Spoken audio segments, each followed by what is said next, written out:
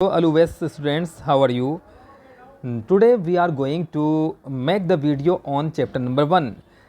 It's 8th class book and the chapter name is When, Where and How. When, Where and How. In this chapter we will know about dates.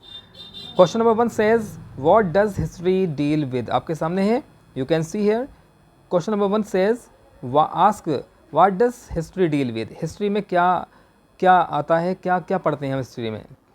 History deals with changes that occur over time. The answer is, answer कह रहा है इसमें बच्चों कितना easy answer है. Answer is very easy, only one line answer is given here. History deals with the changes that occur over time. Time के साथ साथ जब वक्त गुजरता है तो उसमें जो चेंजेस आते हैं वही हिस्ट्री बन जाता है. Question number 2 is asking, second question देखें, why is 15 August 1947. 15 August 1947 you can see here बच्चों is an important date in Indian history. तो इंडिया की हिस्ट्री में क्यों ये इम्पोर्टेंट डेट है 15 अगस्त 1947? सभी को पता होगा कि इस दिन जो है हमारा देश जो था वो आज़ाद हुआ था.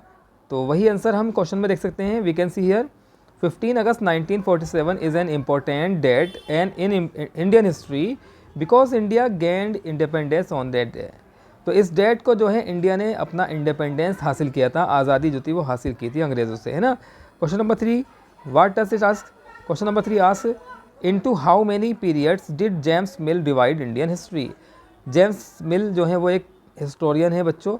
तो इन्होंने कितने पीरियड्स में इंडिया की हिस्ट्री को डिवाइड किया है, इसके बारे में हम इस क्वेश्चन में जानेंगे. जेम्स मिल divided Indian history into 3 periods. तो 3 पीरियड्स में बच्चों डिवाइड किया है जेम्स मिल ने इंडिया की हिस्ट्री को, इंडिया के इतिहास को. Hindu, Muslim and British. ठीक है students, Hindu, Muslim and British. आगे देखते हैं, नेक्स्ट पेज पर पहुँचते हैं हम. यहाँ question number 4 says, what are the most authentic sources of information of colonial period. तो कॉलोनियल पीरियड के बारे में बच्चों यहाँ पर क्वेश्चन है, ये चर्चा की गई है कॉलोनियल पीरियड के बारे में. इसका आंसर हम बताएंगे. तो ये पूछते हैं ऑथेंटिक सोर्सेज क्या हैं. आपको पता होना चाहिए ऑथेंटिक का मतलब क्या होता है, जिस पे हम पुख्ता यकीन कर सकें, ठीक है, जिस पे जो प्रमाणित हों. ऑथेंटिक सोर्सेज क्या हैं, ऐसे सोर्सेज बताइए जो ऑथेंटिक हैं बच्चों. तो इसका आंसर पढ़ेंगे हम. The most authentic sources of information of colonial period are the official records. इस पर गौर करें, the official records. Official record क्या होते हैं? जो वो रिकॉर्ड जो सरकार की ओर से बनाए जाते हैं. उस वक्त अंग्रेज़ों की हुकूमत थी, तो अंग्रेज़ों ने अपने वक्त के रिकॉर्ड तैयार किए थे, उन्हीं को यहाँ पर कहा गया official records of the British administration. कहा ना इन्होंने, ब्रिटिश एडमिनिस्ट्रेशन के जो ऑफिशियल रिकॉर्ड हैं वही क्या हैं, ऑथेंटिक सोर्सेज हैं. तो हम इतिहास के बारे में कैसे जानेंगे, हिस्ट्री के बारे में कैसे जानेंगे बच्चों? ऑथेंटिक सोर्सेज के ज़रिए. क्वेश्चन नंबर 5 में देखें, स्टेट द इम्पोर्टेंस. तो बच्चों क्वेश्चन नंबर 5 कह रहा है state the importance of dates in history. मतलब इतिहास में, इस हिस्ट्री में डेट्स का क्या इम्पोर्टेंस है, इसके बारे में आपको बताना है. तो आंसर क्या है बच्चों? Dates are important as they mention when certain events have occurred. Dates क्या है बच्चों? डेट्स इम्पोर्टेंट इसलिए हैं क्योंकि इसमें बताया जाता है कोई सी भी घटना कब हुई, कोई सी भी घटना कब हुई. तो डेट, किस तारीख को कोई घटना हुई, उसके बारे में इसमें बताया जाता है. ठीक है, तो ये क्या आते हैं हमारे क्वेश्चन नंबर 5 हम कर चुके हैं बच्चों. We have done question number 5. आगे देखते हैं कुछ और अगर हो तो यहाँ पे क्वेश्चन नंबर 6 भी है, जिसमें पूछा गया है डिफाइन पीरियडाइजेशन. तो आपको बताना है बच्चों, डिफाइन करना है पीरियडाइजेशन के बारे में. तो बच्चों इसका आंसर क्या है? पीरियडाइजेशन इज़ द प्रोसेस और study of categorising the past into discrete quantified named blocks of time. तो क्वेश्चन 6 का आंसर आपने देखा. क्वेश्चन 7 पर आते हैं. What do you understand by colonisation in history. History में कॉलोनाइजेशन का से आप क्या समझते हैं, इसके बारे में बताइएगा.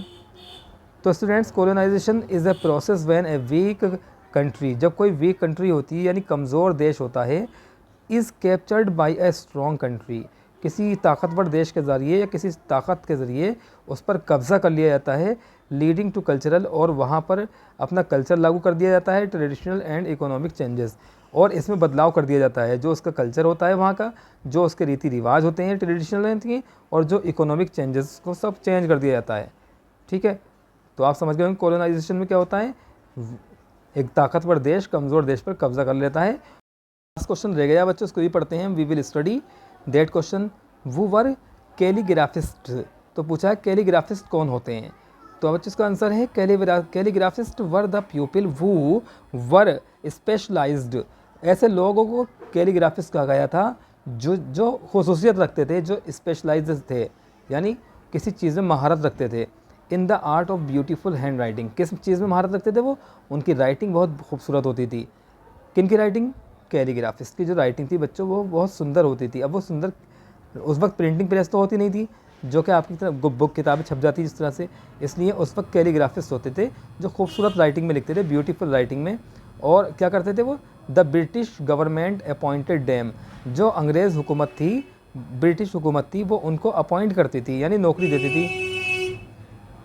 The British government appointed dam, जो ब्रिटिश गवर्नमेंट थी वो उनको अपने यहाँ नौकरी दिया करती थी, ताकि to copy out official document, ताकि वो उनके सरकारी जो डॉक्यूमेंट होते हैं उनको नकल कर सकें, उतार सकें इन देयर ब्यूटीफुल राइटिंग, अपनी खूबसूरत राइटिंग में। तो जिस तरह आज प्रिंटर होते हैं कॉपी फ़ोटो कॉपी करने के लिए, उस वक्त नहीं हुआ करते थे ये, इसलिए कैलीग्राफिस्ट रखे जाते थे बच्चों। तो ये क्वेश्चन 8 हो गए हैं हमारे सामने। ठीक है स्टूडेंट्स, 8 क्वेश्चन हम कर चुके हैं।